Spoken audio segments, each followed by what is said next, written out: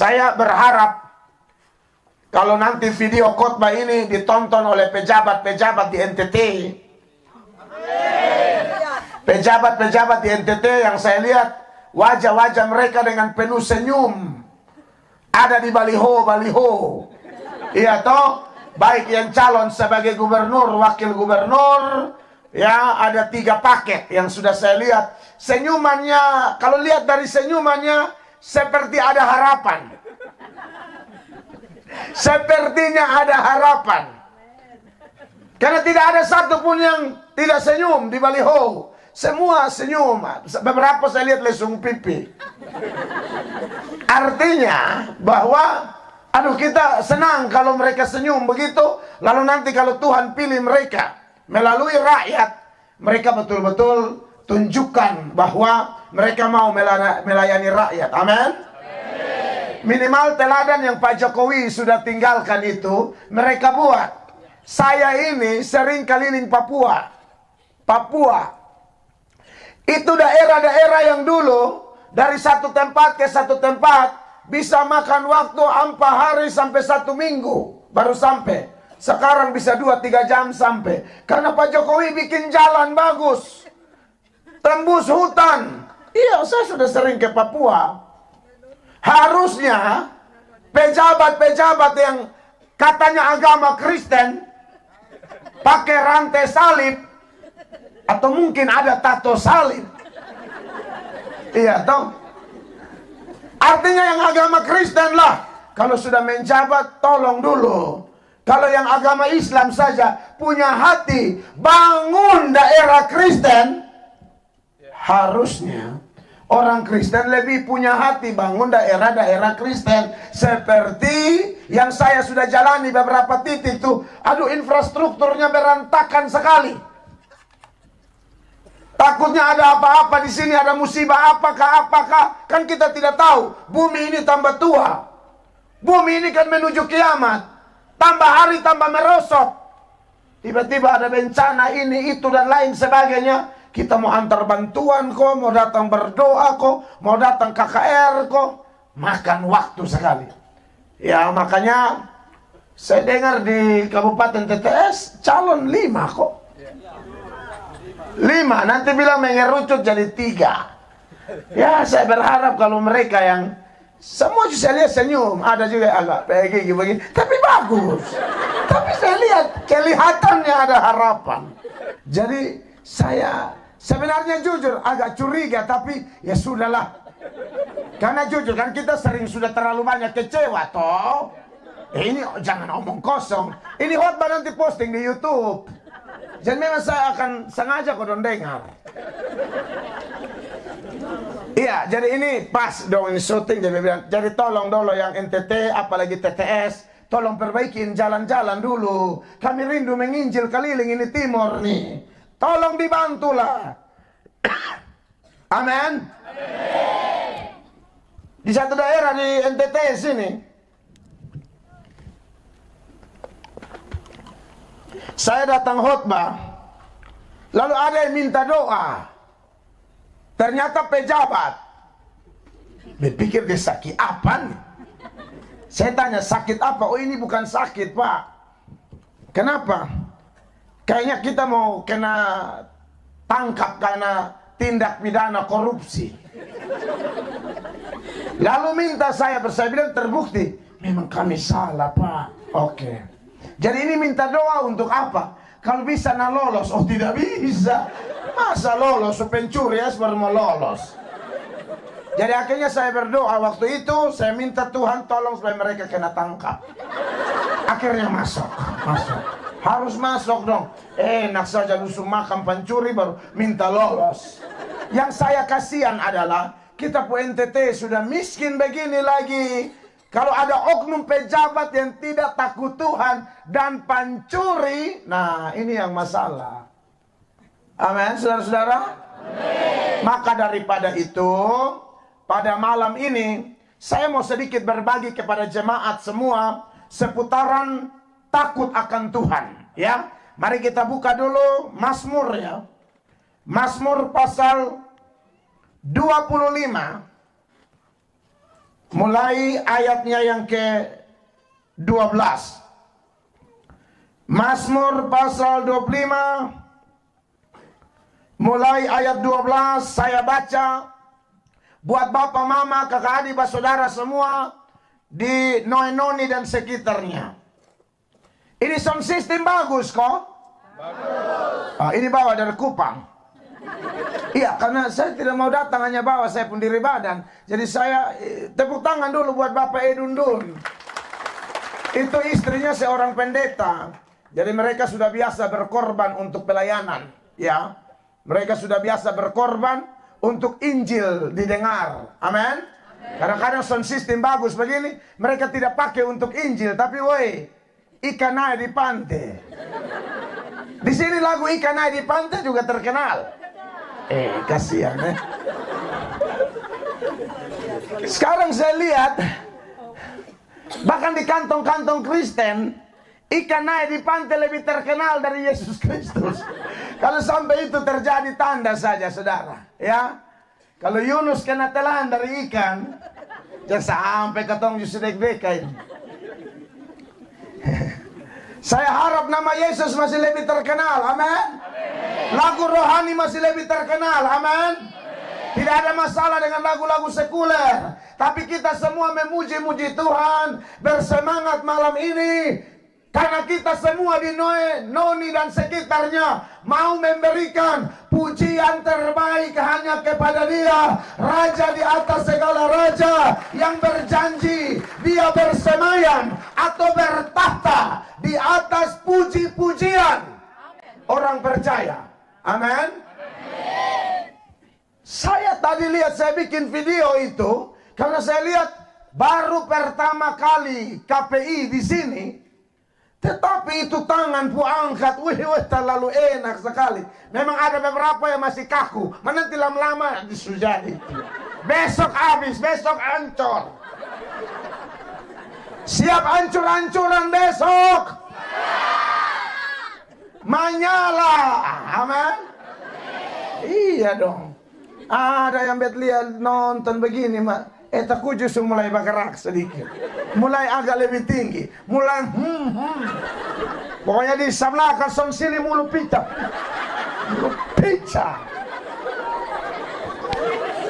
Bersuka cita, tapi jangan sampai bikin orang mandi darah, ya. Iya, jadi harus mantap kalau puji Tuhan, amin.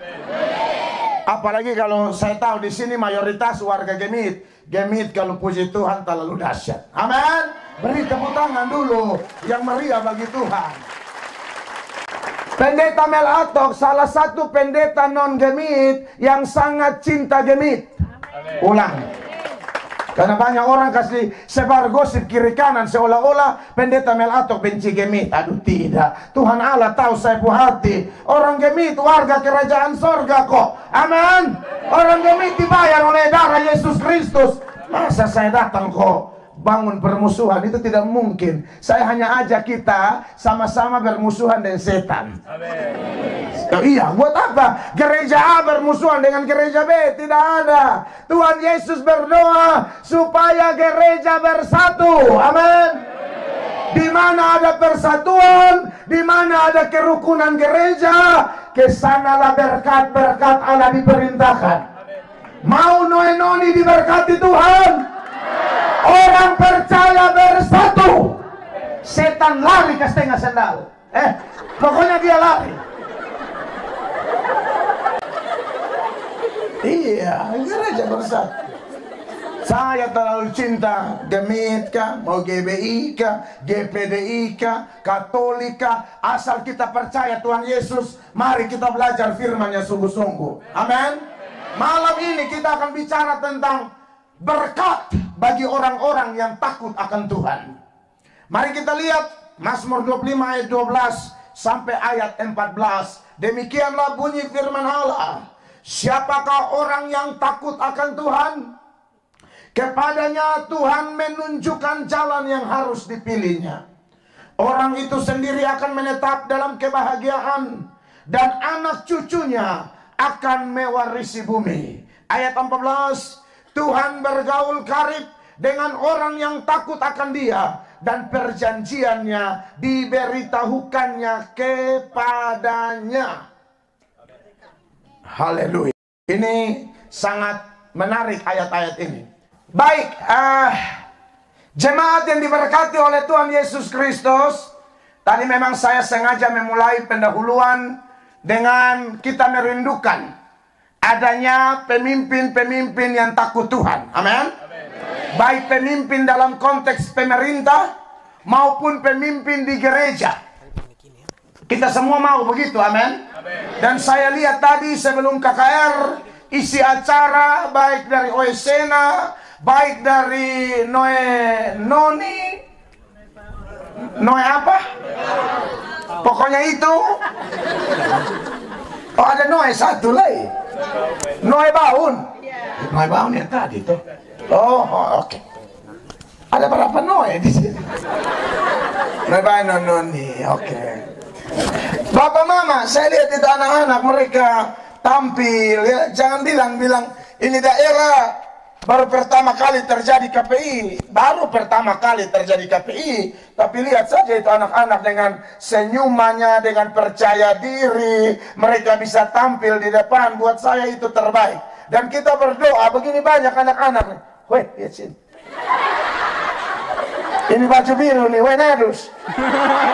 Dia bicara oleh orang ada khobar dia orang ada khobar di sini.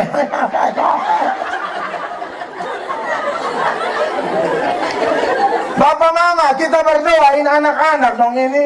Jangan lihat mereka begini, oh. Jangan lihat mereka begini. Lihat wajah-wajahnya mencurigakan semua.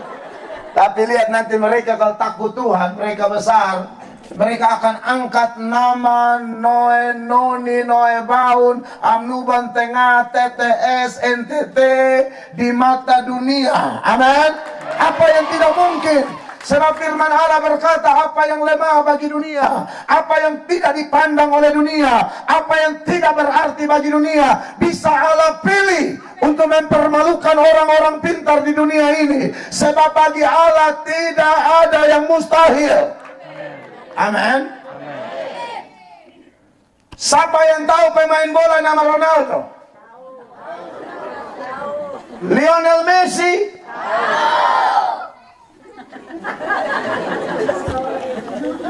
Saya kasih contoh Lionel Messi. Bola kaki di pendeta Melato pun tangan, disertai pendeta Melato pun tanda tangan. Lalu saya lelang, paling top laku 55.500. Karena siapa Melato? Bola kaki di tangan Bapak Kepala Desa, disertai tanda tangan beliau, mungkin laku 150.000. Lelang. Bola kaki di tangan Ibu Ketua Majelis, disertai tanda tangan beliau, maka laku 250.000. Tapi bola kaki di tangan Lionel Messi, disertai tanda tangan Lionel Messi, itu dia harga bisa $1 juta. $1 juta itu sekitar 15 miliar rupiah. Kalau per $1 $15.000 sekitar 15 miliar rupiah. Jadi tergantung ada di tangan siapa. Amin. 5 roti dan 2 ikan di tangan pendeta Melatok, itu roti makali roti bakar, itu ikan makali ikan bale tomat, yang makan cuma 1 keluarga. Tapi 5 roti dan 2 ikan di tangan Yesus Kristus, kasih makan 5.000 orang laki-laki, belum terhitung perempuan dan anak-anak. Tergantung ada di tangan siapa. Ya. Begitu pula kalau saya dan Bapak Mama keluarga besar, orang percaya dari gereja apapun yang ada di sini mendengarkan khotbah ini, sejauh suara saya bisa didengar, tergantung kita ada di tangan siapa. Amin. Kalau kita di tangan kita sendiri tidak akan jadi apa-apa. Kalau hanya di tangan orang tua tidak jadi apa-apa. Kalau hanya di tangan pendeta tidak jadi apa-apa. kecuali orang tua itu, pendeta itu adalah hamba Tuhan Yesus Kristus yang Tuhan utus untuk melakukan perubahan. Maka percayalah, sesuatu yang besar pasti terjadi. Amin. Dan tanda orang yang ada di tangan Tuhan, salah satu tanda yang harus saya dan saudara pegang kuat-kuat, orang itu pasti takut akan Tuhan. Amin. Omong kosong. Orang bilang saya ada di tangan Tuhan, tapi hidup memberontak dengan Tuhan, saya tidak percaya. Orang yang ada di tangan Tuhan pasti takut Tuhan dong. Masa ada di tangan Tuhan, nah, hidup aneh-aneh, melawan firman Allah. Nanti kita belajar lebih dalam tentang apa itu takut Tuhan. Itu hal yang pertama. Seperti apa itu takut Tuhan? Apa artinya? Atau apa kata Tuhan seputaran takut akan Tuhan? Karena banyak orang kalau kita tanya, kau takut Tuhan? Kau mana takut? Takut Tuhan beda dan takut ular. Kalau saudara takut ular, ular di situ saudara lari ke mana? Scooby-Doo langsung Oisena. Itu karena takut ular, menjauh. Ada yang dia takut ketinggian, takut naik pesawat. Saya pernah nonton di TikTok, satu nona naik pesawat, pesawat sudah terbang, baru saya mau turun. Lu kira-kira ini bisa hoi sopir stop, ini bukan pesawat sudah terbang, dia mau turun. Lu foi berat. Kira ini makali. Ini bukan biskeva. Ini bukan Arabena Kolmano. Pesawat sudah tembus awan, dia bilang, terasa turun saya. Aman Ical. Saya kalau tim kameramen mulai mata agak kicik-kicik, saya paling kuat. Jadi ada orang tuh takut ketinggian. Jadi dia tidak mau tinggi-tinggi, dia bilang supaya pendek nah turun. Lalu buka kalau turun. Baru lihat angin sambawa selalu jatuh lu di Afrika, Ethiopia. Lu bangun lu pikir ini noi-noni apa Ethiopia? Pikir terlepas dari pesawat, angin bawa lu sampai Afrika. Kau itu jangan ketawa terlambat, orang so habis ketawa. Orang semua so habis pada voice.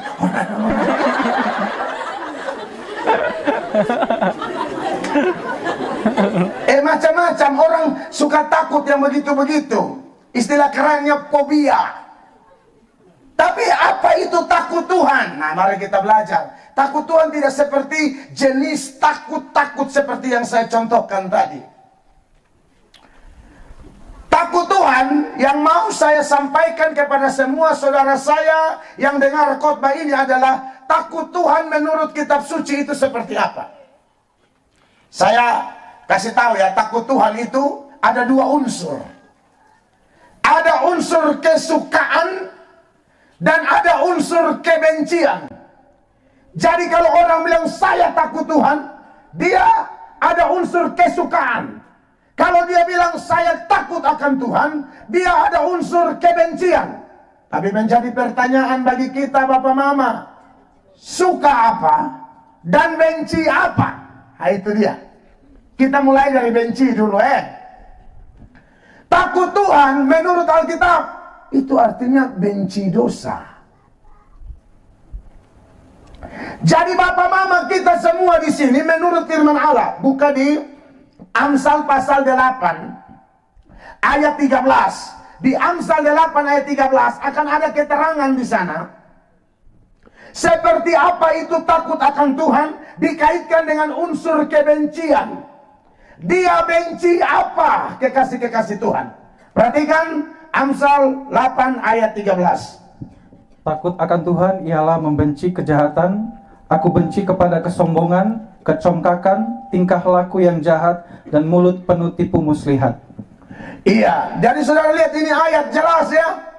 Jadi kalau saya dan Bapak Mama yang pernah mengaku takut akan Tuhan, ini malam firman Tuhan datang kepada kita, memberitahukan unsur kebencian ini. Lalu kita lihat Alkitab, kita ukur diri kita masing-masing. Apakah benar-benar sebagai pendeta saya sudah takut akan Tuhan? Apakah benar-benar sebagai majelis saya sudah takut akan Tuhan? Apakah sebagai kepala desa, perangkat desa, pemerintah desa saya sudah takut akan Tuhan? Apakah sebagai suami, sebagai istri, sebagai anak-anak muda, sudahkah kita takut akan Tuhan? Maka uji dirimu sendiri, sebesar apa saya dan Bapak Mama membenci dosa. Orang yang takut akan Tuhan membenci kejahatan. Pokoknya yang namanya jahat. Ya, kalau dosa itu sifatnya vertikal, jahat itu sifatnya horizontal. Saat kita jahat kepada sesama, saat yang sama kita berdosa kepada Allah. Nangkap ya Bapak Mama ya? Jadi ini paket lengkap yang tidak bisa dipisahkan. Saat saya jahat kepada ibu ketua majelis, maka pada saat yang sama saya sedang berdosa kepada Allah. Misalnya kita jahat dalam hal penggunaan kata-kata, penggunaan mulut. Kita suka cerita orang punya nama. Dia suka sekali omong orang punya nama. Suka gosip. Makanya paling ngeri kalau ada 3-4 ibu duduk-duduk di bawah pohon tambaring. Alasan awal cari kutu. Biasanya kutu telur belum ada bahan, tapi lari pi kutu mai lupica. Dan tede kutu pertama, ya, seiring dengan picanya kutu tersebut, maka pecah pula bahan gosip. Baru kalau sutede baru mulut apanya. Ay, percayalah, setan ada di antara mereka. Mulai omong orang, mulai tarik sana ke panjang sini, tarik kembali lagi. Tanda-tanda telah nyata. Setan besar telah kerja. Iya, jadi kalau ibu-ibu tertentu ya dikali noni kayaknya ibu-ibu di sini baik semua ini. Tidak ada yang mengaku.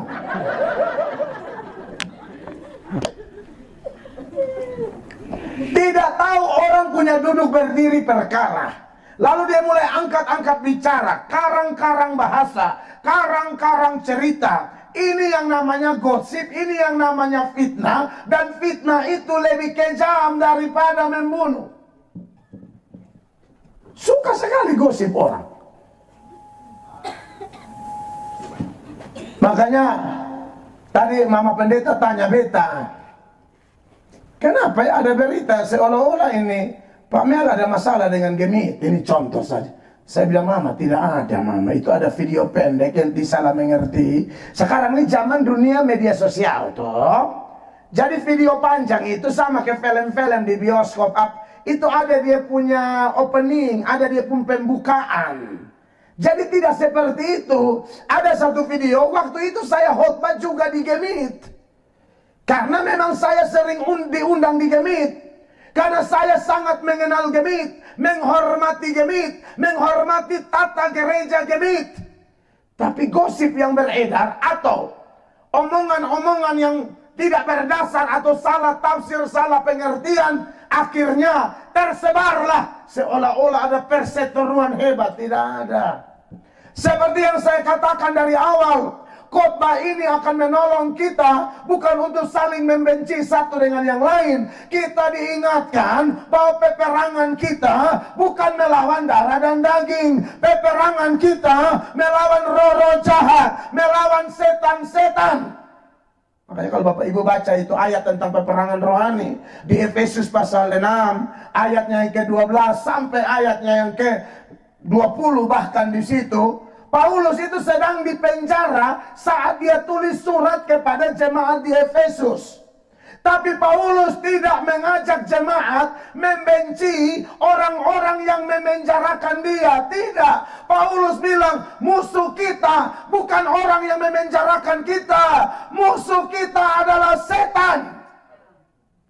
Jadi kita jangan jatuh pada peperangan yang salah. Hati-hati loh. Paulus adalah tokoh agama luar biasa. Harusnya tokoh agama begini. Lihat satu masalah, memiliki satu penglihatan yang saya bilang lompatannya jauh secara rohani. Jangan lihat personnya, jangan lihat pribadinya. Oh, si A, si B, cek di balik si A, si B ini bisa jadi ada setan di balik mereka yang menyebabkan kita salah mengerti atau menyebabkan kita masuk ke dalam peperangan yang salah. Kita kalau benci sesama tuh peperangan kita salah. Tuhan yang kita sembah memerintahkan apa? Jangan benci orang. Kalau orang benci kita, memusuhi kita, doakan dia.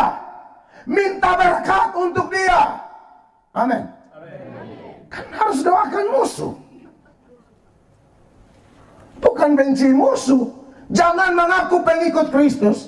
Jangan pasang salib di rumah atau di gereja kalau masih benci orang. Setan itu begitu. Makanya Paulus bilang, peperangan kita bukan melawan orang-orang yang memenjarakan saya. Peperangan kita lawan roh-roh jahat, penguasa-penguasa di udara, penghulu-penghulu, setan-setan dan seterusnya. Saya kemarin ke satu daerah di Sulawesi Utara. Itu namanya Kalait. Jadi dia mirip kayak noni-noni begini. Jadi Kalait itu ada beberapa. Dia nama Kalait ini, Kalait itu. Jadi satu titik dia nama Kalait Raya. Kalait Raya itu berulang tahun 1 abad. Jadi saya diundang KKR perayaan 100 tahun Kalait Raya di Sulawesi Utara. Dari kota Manado 4 jam jalan. Jalan dia cukup berkelok-kelok. Saya dan istri diundang ke sana. Yang melakukannya kayak kita begini, pemerintah desa. Pemerintah desa yang melakukan, udah keren. Sekarang banyak. Ya di samping kita lihat ada pemerintah tertentu, oknum pejabat tertentu yang nakal. Tapi ada juga oknum-oknum pejabat yang takut Tuhan. Yang pakai jabatannya, pakai kuasanya untuk kepentingan Injil. Pakai jabatannya, pakai kuasanya untuk kepentingan kerajaan Allah. Itu bahasa Belu bilang, ya apa, power to evangelism. Itu orang-orang di Belu, Bapak dan Belu. Power to evangelism, kuasa untuk penginjilan. Jadi dia punya kuasa tuh dia pakai untuk penginjilan. Makanya saya tidak bisa bayangkan kalau gubernur terpilih, bupati terpilih, wali kota terpilih, ketua DPR terpilih, lalu mereka pakai kuasanya untuk memuliakan Tuhan. Aduh, keren banget. Tadi malam ketua DPR Kota Kupang sementara karena jemaat. Dan mungkin kalau Tuhan berkenan dia akan menjadi ketua DPR definitif. Dia datang kepada saya, Bapak lapor untuk sementara saya ketua DPR. Tapi kalau andai kata definitif, saya punya kerinduan. Yang pertama, doakan ruangan saya. Yang kedua, Bapak, saya mau ada ibadah di kantor DPR. Saya mau anggota DPR dengar firman, Bapak. Saya mau jadwalkan. Saya langsung bilang, oh iya, karena saya belum pernah dengar ada ibadah di kantor DPRD Kota Kupang. Kalau di kantor wali kota pernah ada, ya. Di kantor gubernur pernah ada, masa harus tidak ada lah, mungkin nanti ada. Makanya tolong gubernur terpilih ini Mel Atok Subilang, tolong bikin dulu. Saudara belajar sejarah tidak? Kaisar pertama yang bertobat itu dia bernama Kaisar siapa? Kaisar Konstantinus. Pada masa dialah terjadi kristenisasi massal. Banyak orang-orang kafir di Romawi kuno sana menjadi Kristen. Bahkan banyak wilayah-wilayah Romawi kuno, ya, dalam kekuasaan bangsa Romawi. Pada masa pertobatan Kaisar Konstantin inilah banyak orang masuk Kristen. Kenapa? Pejabatnya punya kuasa. Dia bilang B. Itu yang kita rindu. Amin.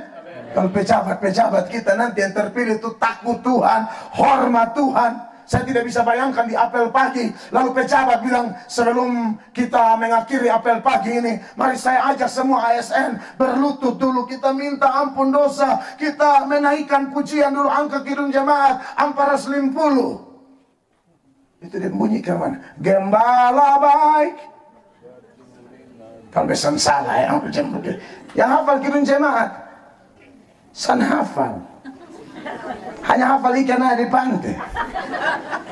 Kalau besan salah, kidung jemaat Amparas Limpulu tuh gembala baik, bersuling dan merdu, membimbing aku pada air tenang, dan membaringkan aku berteduh di padang rumput hijau berkenan.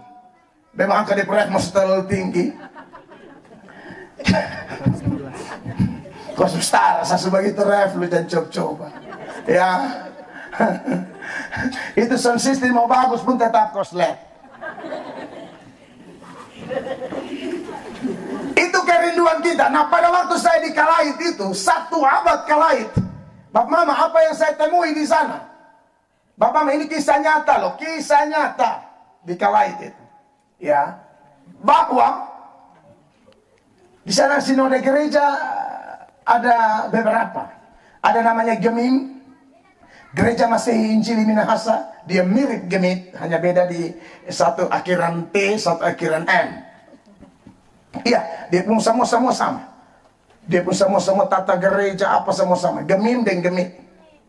Ada yang nama KGPM, Kerapatan Gereja Welamer. Jangan ngomong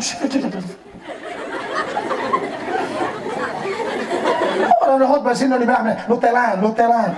Kau makan apa? Biji jati. Kau ada khotbah sini bang, lutelan. Beda nggak begitu. Dia sayangnya. Iya, jadi saya KGPM itu Kerapatan Gereja Protestan Minahasa. Kalau tidak salah ya, KGP Kerapatan Gereja Protestan begitu. Lalu ada GPDI, lalu ada Advent, lalu ada sinode lain. Saudara tahu, GPDI bangun gereja, Gemim kumpul uang. Saya belum pernah ketemu di bawah kolong langit keliling-keliling Indonesia. Ini sinode lain pun gereja ini. Pak Kano, sungguh silakan, ini barangkali saya omong ini, saya video ini, saya omong kosong kemarin ini, nama baik saya dipertaruhkan. Saya masih ada banyak jadwal di Sulawesi. Saya kaget, benar-benar kaget. GPDI bikin gereja, Gemim, GKPM, Advent, semua umumkan di sinodenya, di gereja lokalnya. Saudara-saudara kita di GPDI ada bangun ini gereja atau pastori atau konsistori, kumpul doi. Sebaliknya, Gemim punya acara, ada pembangunan gereja kah, gedung serbaguna atau rumah pendeta kah, GPDI kumpul uang, GBI kumpul uang. Saya kaget sekali. Menurut saya ini keren. Karena bagaimanapun gereja harus bersatu. Sebab Yesus dalam Yohanes pasal 17 ayatnya yang ke-20, di sana Yesus berdoa buat gereja, berdoa buat kita semua supaya kita apa? Kita bersatu. Kalau kita bersatu, apa yang terjadi?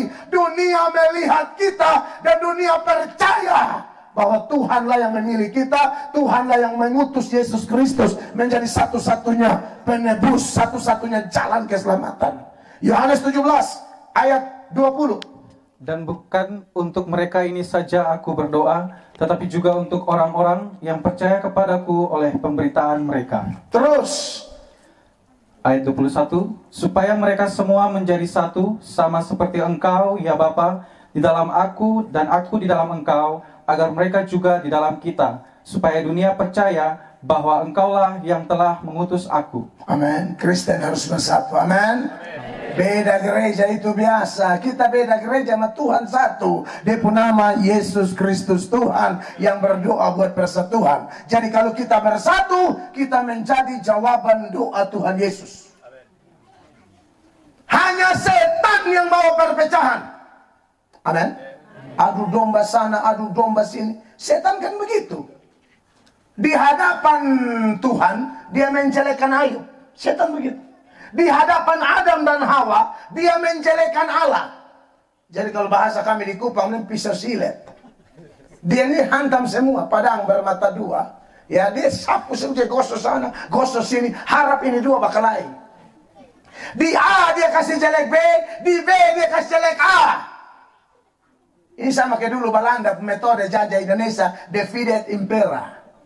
Adu domba. Sebelum Belanda pakai itu metode, setan sudah pakai dari zaman Adam. Jadi saudara yang suka kasih jelek A di B, kasih jelek B di A, lu setan punya anak. Mau siapa pun anak lah. Kalau Tuhan Yesus punya anak, bawa damai. Tuhan Yesus punya anak, bawa perubahan. Tuhan Yesus punya anak, bawa berkat. Kami dari Kupang yang datang di Tuhan Yesus punya anak. Makanya kami mau bawa berkat bagi Noe Noni, supaya Noe Noni dipulihkan Tuhan. Amin.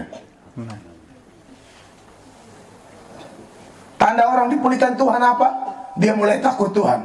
Tanda takut Tuhan apa? Dia benci dosa. Dia sudah tidak terima, saya mau dengar lagi. Siapapun yang omong mulai adu sana, adu sini. Oh tidak. Kami sudah tahu kebenaran. Kami bukan pemecah belah. Kami bukan adu domba. Kami pemersatu. Itu anak Tuhan. Amin. Kami punya musuh cuma satu, setan. Titik. Tidak ada yang lain lagi. Makanya perang lawan setan. Ini penting Bapak Mama terkasih. Bapak Mama, jadi perhatikan saya, bahwa kalau Anda dan saya bilang takut Tuhan, benci dosa. Ada majelis di tempat tertentu, tahu saya ngomong nama tempatnya, tempat tertentu. Majelis mari pun cinta mabok ini. Kuat minum mabok. Kalau majelis di Noe muka-muka tonde. Sonde ada. Kadang-kadang sumabok baru dia pimpin ibadah lagi. Sumabok baratin, sukena sopi, kena laro baru shalom tornal. Haleluya. Sumabok berat baru shalom haleluya. Orang pun haleluya, mereka pun oh haleluya. Karena mabok. Semua acara mabok habis. Pesta nikah mabok. Orang mati mabok. Anak ulang tahun mabok. CD mabok. Padahal CD ini kalau di gereja Protestan contoh, itu kan saatnya orang berkomitmen untuk menjadi pengikut Kristus. Waktu dia kasasikan katekisasi kan diajarkan ajaran-ajaran mendasar dari kata dasar katekismus. Jadi ajaran-ajaran dasar itu dikasih. Berharap waktu dia tabis CD, dia sudah mantap jadi pengikut Kristus. Kurang lebih begitu. Di acara tabis CD di gereja, isi lagu lagi. Menyenangkanmu, senangkanmu. Itu siang. Malam syukuran, minum sopi, yang CD ini. Yang CD minum sopi, baru angkat itu lagu deh. Menyenangkan senubarat. Beta yang malaikat beramas lu langsung di situ. Karena mana kok Alkitab sendiri, Tuhan tuh melarang orang. Makanya kalau kita lihat di Yesaya pasal 5 ayat 11. Tuhan bilang celakalah orang yang bangun pagi-pagi langsung cari minuman keras. Tuhan yang bilang saya ini hanya baca kasih cah. Yesaya 5 ayat 11. Dengar Bapak Mama. Celakalah mereka yang bangun pagi-pagi dan terus mencari minuman keras. Oh, bangun pagi-pagi cari Alkitab minum dan duduk-duduk sampai malam hari sedang badannya dihangatkan anggur. Orang kalau mau juara, atau juara paduan suara, atau nanti turnamen pertengahan September ini juara voli, boleh. Ini juara mabok. Dan itu juga celaka. Lompat ke ayat 22 dulu dari Yesaya pasal 5 itu. Dia bilang apa? Yesaya 5 ayat 22 itu. Jelas di sana, celaka kalau orang yang jago minum dan jago campur minuman keras. Bapa di sorga yang ngomong. Perhatikan. Yesaya 5 ayat 22. Celakalah mereka yang menjadi jago minum dan juara dalam mencampur minuman keras. Melawan sudah kalau kau jago. Jago sekali. Semua dia jago habis. Nah, ini sebagai pendeta, saya ingatkan kepada bapak mama jemaat saudara saya di Noni. Dan saya tidak tahu setelah malam ini dan besok malam akankah Tuhan mengutus kami lagi ke sini, itu terserah Tuhan. Pokoknya perintah dari sorga karena mana terlihat dari konfirmasi hubungan panitia, perangkat desa atau rekan-rekan pendeta atau siapapun yang menginginkan kami ada, dan waktu pas saya anggap itu waktu Tuhan, saya datang kembali. Tapi saya kan tidak tahu itu terserah Tuhan Allah. Mumpung ada kesempatan saya kasih ingat. Amin. Benci dosa yang sudah nikah, benci yang namanya sudah nikah tapi masih mengganggu orang lain. Disu nikah, dijanji nikah, aku akan setia kepadamu hoi nonci. Dalam suka dan duka, untung dan rugi, sakit sehat, lu mau langsing kau lu besar sama ke sound system.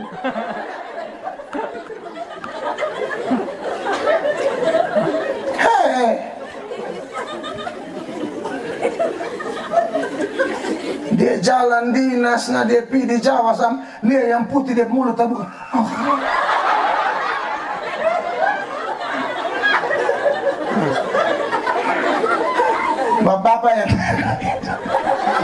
Bapak-bapak yang di sini kok suatu saat Tuhan berkati kok ada kerja, entah PNS, ada jabatan, jalan dinas keluar. Ingat di hotel-hotel semua tuh nanti ada mbak-mbak badak stand seksi. Dia bilang, Mas mau pijat? Mas tuh,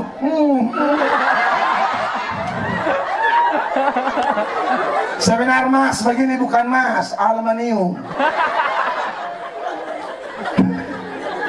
Dia kau lihat ngomong, aku pembadan tatikan, tak salah banget ini. Lu main di bagian sini. Ini saya tahu dari mana. Kita yang pendeta, saya itu tukang pita, ini kan keliling Indonesia dan sering di hotel. Saya pergi ke istri, saya istri agak belakangan, dia setiap pada hulu, apa badannya sakit? Sakit. Itu kadang-kadang badan sakit, cuma kan dia memputar mulut, ada satu.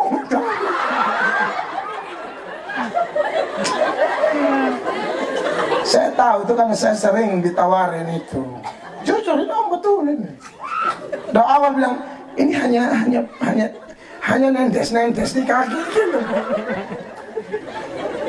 Lupi kok nendes.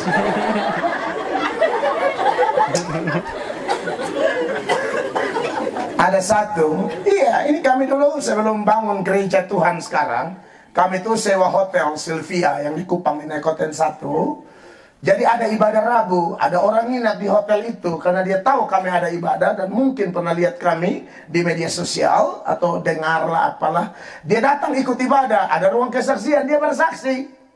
Dia bersaksilah tentang dia sudah 20 kali melakukan persinahan di hotel. Dimulai dari mbak tanya, badan sakit, sakit, jadi bilang, berat, sakit berat. Maka mbak dipijit. Nah namanya orang pegang-pegang kita pembadan ini apalagi bukan kita pasangan. Baru main Tuhan dijauh.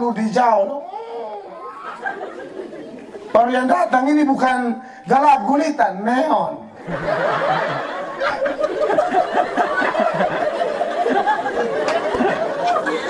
Yang datang ini bukan arang kusambi. Kalau arang kusambi untuk bakar sei ya.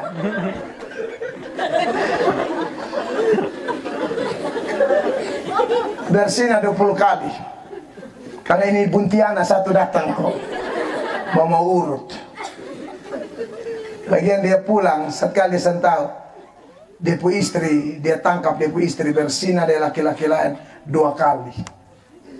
Pas saya naik khotbah, saya bilang, Pak, bersina berapa? 20. Mai tua berapa? 2 per puluhan. Oh lu enak-enak, saya lu boleh pi bagatal di sana, baru lu binisan boleh balas. Ya artinya san boleh sebenarnya. Tapi maksud saya, Tuhan izinkan supaya lu tahu toh bagaimana sakitnya dihianati. Kalau dua-dua sen bertobat, saya makin lelahanak. Pak Mama tahu lelahanak? Itu tumbuhan itu yang kena di mana gatal di situ. Iya, itu lelahanak. Oh di soal tahu.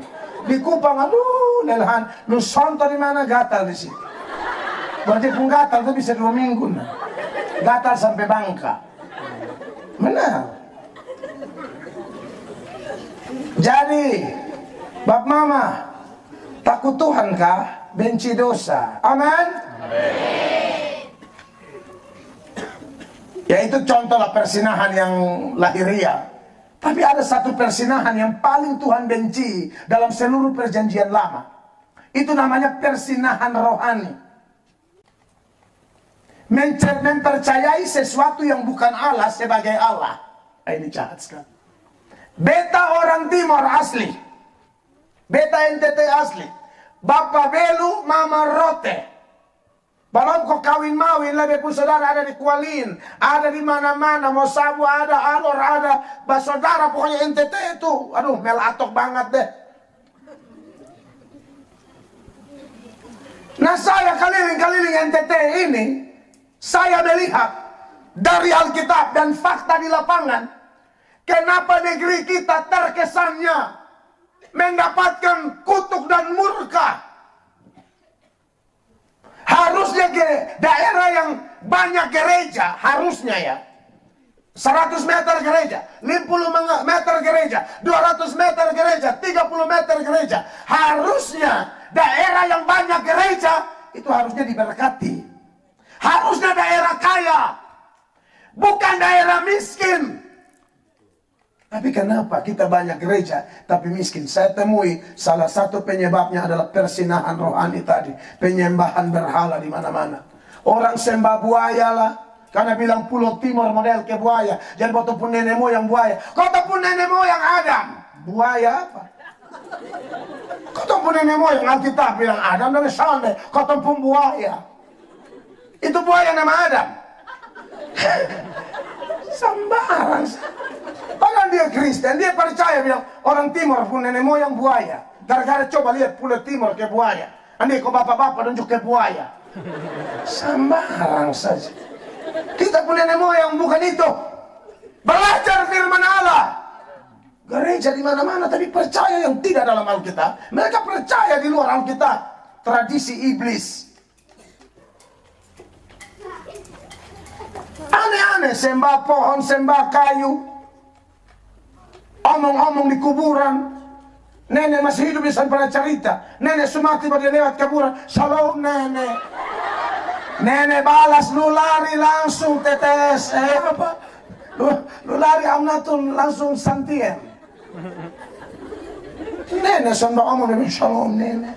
Itu pada kuburan nenek bilang, lu mati. Orang sudah mati, sudah habis. Tidak ada hubungan orang mati dan orang hidup. Ayub pasal 7, ayat 9 dan 10. Tuhan dalam firman itu bilang, orang yang turun ke dalam kerajaan atau dalam dunia orang mati tidak akan muncul kembali. Saya berharap di Noenoni tidak ada. Tapi di Kupang masih ada. Sangat celaka kalau di Noenoni sudah tidak percaya yang begitu. Baru di Kupang percaya begitu. Beta sedih sekali. Kau bilang dosa sekolah tinggi, lulusan sini nah, lulusan sana nah. Tapi naik jabatan syukuran, pi nenek dulu, omong-omong dan nenek. Kok nenek?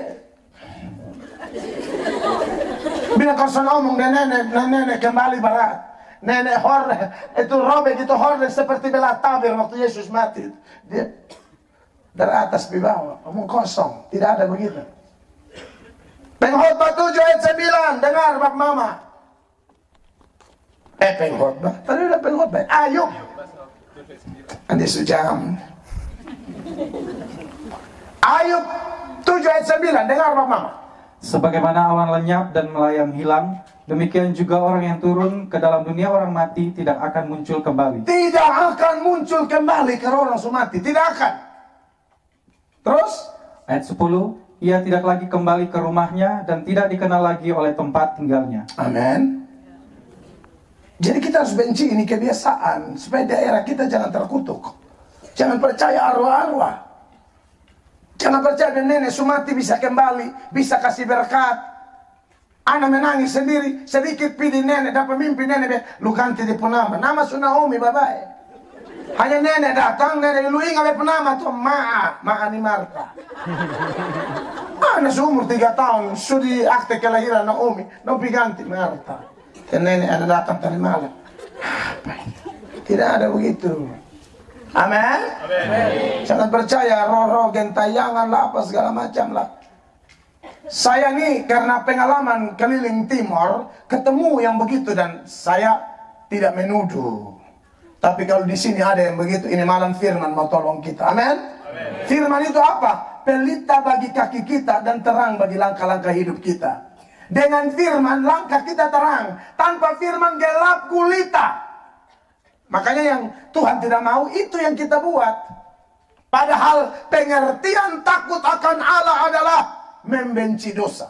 Dan ada sejumlah dosa lain yang kalau saya mau jelaskan panjang lebar.